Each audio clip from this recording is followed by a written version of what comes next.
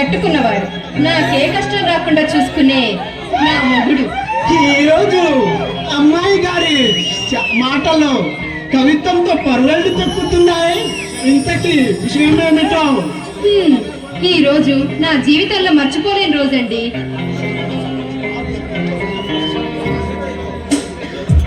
ఆ విషయం ఏమిటో నాకు చెప్పొచ్చుగా? నేను చెప్పలేను బాబు, నాకు సిగ్గేస్తుంది. చెప్పాలి మరి మరి అంటే బ్యూటిఫుల్. నువ్వు చెప్పేది నాకు చాలా సంతోషంగా ఉంది.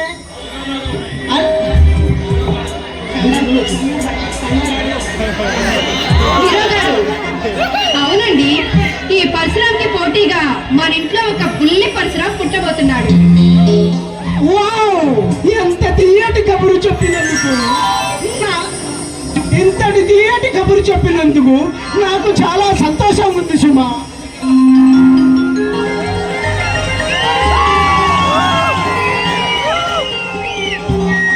తిరిగా మహాశయ, ఇంతటి తీయటి కబురు చెప్పి నా వారసత్వాన్ని ఇవ్వబోతున్నందుకు నీకు చిన్న బహుమతి ఇవ్వాలనుకుంటున్నా.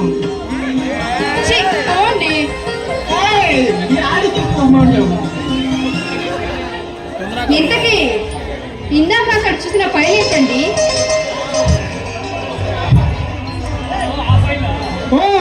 ఈ ఫైల్ గురించి నీకు చెప్పలేదు కదా ప్రియా. ఏ ప్రాంతాన్ని గడగడలాడిస్తూ ఎదురులేదని వీరమిగుతున్నా ఆ కాలకేయడాన్ని బంధించమని మన సీఎం గారు స్వయాన పంపించును లెటర్ ఇది.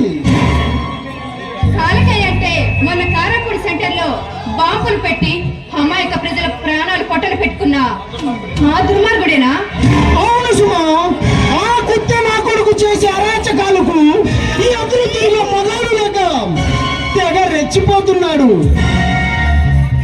అలాంటి దుర్మార్గుని ఊరికే వదిలిపెట్టకూడదండి.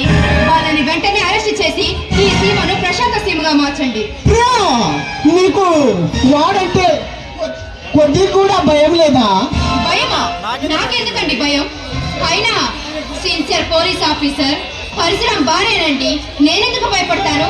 శభాస్, నువ్వు భయపడి నా కర్తవ్యాన్ని ఆడ అట్టుకుంటావనని నేను భయపడ్డాను. ఇంతకీ ఈ ఎస్పీ రామ్కి తగా భార్యవే అనిపించినావు. చూడండి, కాకిలా కలకాలం బ్రతికే కంటే కోకిలా ఒక్కరోజు బ్రతికినా ఆ బ్రతికొక అర్థం పరమార్థం ఉంటుందండి. సుమా, నేను ఈ సీమకు వచ్చింది ఆ నా కొడుకు అంతు చూడడానికి.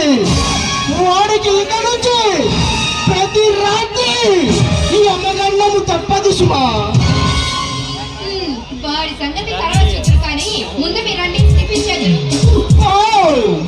ఇంత అందమైన ప్రియ నా దగ్గర ఉంటే టిఫిన్ లేదే, ఏకంగా మనం శోభనం వరకు వెళ్ళాల్సిందే. నీకెప్పుడు అటెండ్ చేస్తా?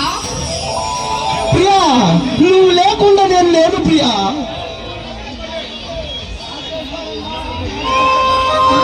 ప్రియా, నువ్వు లేకుండా నేను లేను సుమలత.